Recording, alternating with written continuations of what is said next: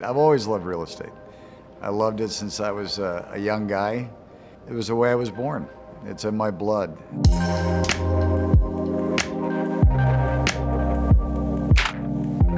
You know, the real business that we're in is the hospitality business. So we're in the business of making people happy.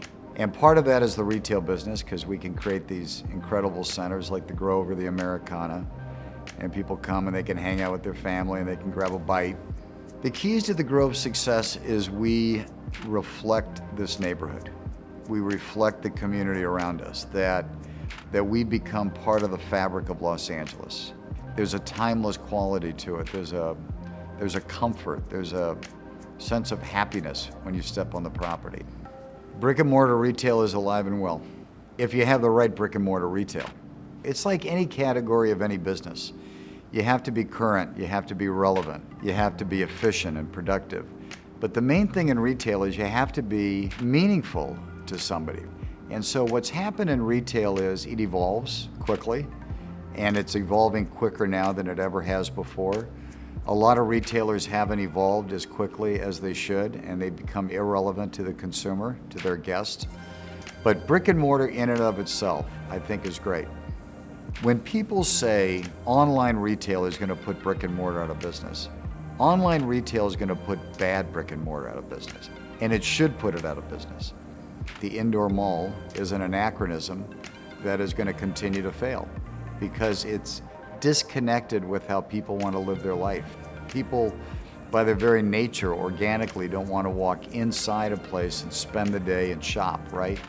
And that's why open air properties, or streets in particular, have always outperformed the indoor malls. So I think if you build brick and mortar that people feel connected to, that retailers can create a great experience inside their four walls, and you build an environment that people want to come not just to shop, but just to hang out and enjoy themselves, I think it's great.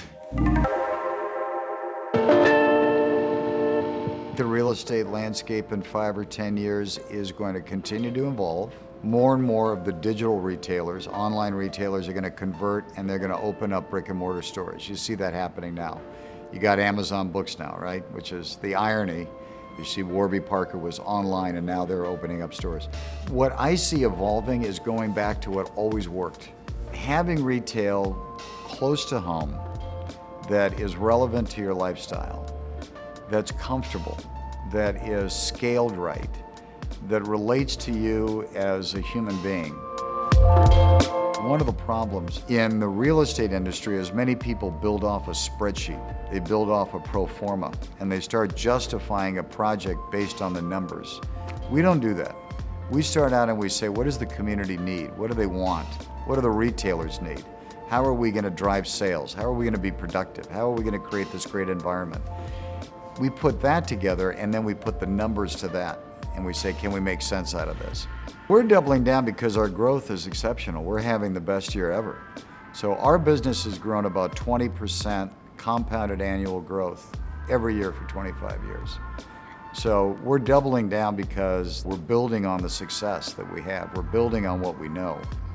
Do you wake up in the morning and say, you know what? I'm going to go meet a couple of friends and hang out at the Grove today. It's just going to be a cool place to go.